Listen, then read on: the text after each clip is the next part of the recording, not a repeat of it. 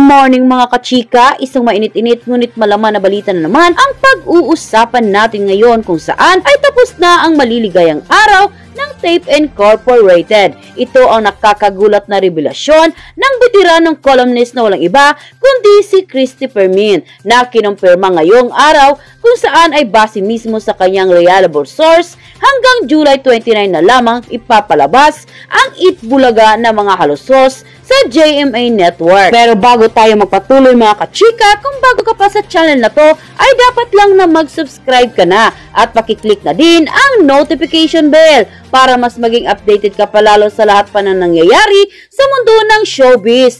Subscribe na! At yun na nga mga kachika, base daw sa naging utos ng executives ng mismong television network na tanggalin na di umano ang nasabing noon time program ng Pamilyang Halusos. Ayon sa mga insider, ang isa sa mga pangunahing dahilan kung bakit tuluyan ang tsutyugiin sa ere ang nasabing programa ay dahil wala na nga daw pag-asang mabawi pa ang ROI o Return of Investment ng mga namumuhunan sa nasabing TV show, kung saan ay damay din dito ang TV network ng GMA7. Matapos daw kasing layasan ng Tito Vic and Joey ang nasabing noontime program ng Tape Incorporated, ay tila wala na daw halos gustong mamuhunan sa kanila na maging mga commercial sa TV advertisement ay tuluyan na naglaho sa nasabing noontime show. Dahilan para maghigpit daw ng sinturon ang production company na maging ang GMA Network ay tila damay sa pagkalugi ng production company ng mga halusos. Tila ito ang sinasabi noon ni Manay Christopher Min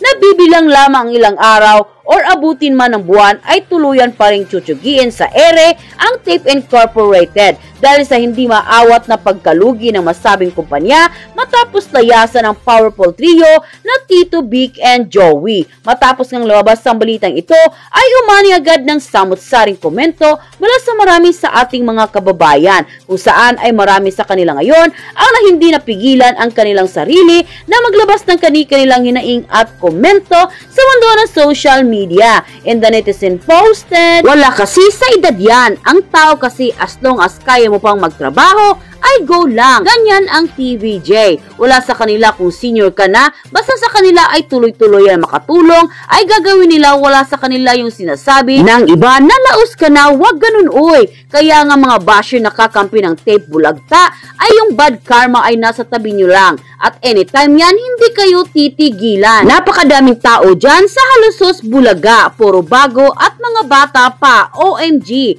Pero sorry TVJ Original Dabarkads TV5 kami. Wala nang kinang dyan sa GMA show Itbulaga. Wala na kasing original. Sana di nyo na ginanon mga lolo natin at Dabarkads. Malulugi na kasi yung maliliit na advertise at hindi sumisikat at hindi pagkatiwalaan dahil sa bad side ng tape. Sa pagkaka-etsupwera sa Original Dabarkads dahil lumipat na sa TVJ Original Dabarkads TV5E. Paano hindi aalis ang mga advertisers imbis na lumakas ang produkto, lalong humina kasi bukod sa halos wala nang nanunood baka binuboykot ng mga followers ng TVJ ang mga ads ng tape. Pati itong GMA Studio, ting. Pag nagkatotoo na hanggang October na lang ang Tape Bulaga, sino kaya ang dapat sisihin at saka nakakahiya yung ibang host? Naunang yabang at inuna yung punahin yung katapat ng show.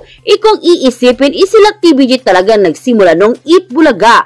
44 years na sila. Sila 3 buwan pa lang ata. Well, lalabas at lalabas ang katotohanan, so let's not worry about the result. Sana lang tuloy-tuloy ang hearing para matapos na ang ordeal ng nararanasan ng both sides para matahimik ang lahat kasama tayo. End quote. Eto na, nagbubunyi po syempre pa ang mga Dabarkads sa ating mga lehitimong Tito Vic and Joey at mga Dabarkads syempre dahil mula po na magsimula sa TV5 ang EAT, hindi na po nahawakan ng iba pa ang kanilang tagumpay. Mula sa araw na yun hanggang sa nag-uusap po tayo ngayon, rating ng telebisyon, rating sa social media, kahit kung saan, at ang pinakamatindi, suporta po ng mga commercials. Yun na.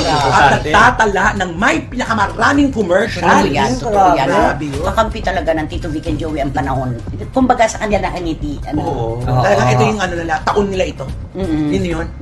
Walang makababasag talaga sa kanilang pinasimula. simula nun. Di ba yung sabi nga ni Tito Sen, di ba? Yung Tito Vic and Joey, di ba? Nasa kanilang yung star. Di ba yung magsama-sama sila tatlo? Hindi pwede yung dalawa lang. Hindi pwede yung hiwala yung isa. Kailangan tatlo talaga sila, Tito Vic. Kasi nandun doon yung pinakamalakas na star Oo, sa kanila. ito yung kwento po ni dating Senate President Tito Soto nung kunin po silang magbida sa pelikula ng Real Films. Pinapungsoy pala sila ni Mother Lily. At ang sabi daw ng feng shui expert, kapag magkakasama silang tatlo, tagumpay ang ibig sabihin. Ay. Kumbaga, pag nandun ang Joey De Leon, ang Vic Soto at ang Tito Soto, tagumpay talaga sa pinakamataas na aspeto. Kaya hindi sila pwedeng maghiwa-hiwalay. Doon. Meron pa siyang binanggit na one time, hindi na natin babanggitin kung sino yung nakatalo. Diba? May balita raw sa kanya na, uy, naungusan tayo kahapon ng katapat natin. Walang-wala raw sa kanyang hinagap. Nagpunta daw siya. Dumaan lang. Kinabukasan, lumabas ang rating. Number 1 na naman sila. So yung estrella nilang tatlo talaga, ito yung magkakakampi. Pag magkakasama, wala pong makatatalo. Ang galing ng vibes silang tatlo. Diba? Sa pakitang-kita naman, di ba? Ayan, may resibo yan, di ba? Sa telebisyon, sa social media. Ayan, sila talaga ang number 1, pati sa commercial. Tinuputakti sila ng commercial. Marami po nagsasabi na number 1 sila. Yun naman isa nagsasabi na dikit na raw po ang numero.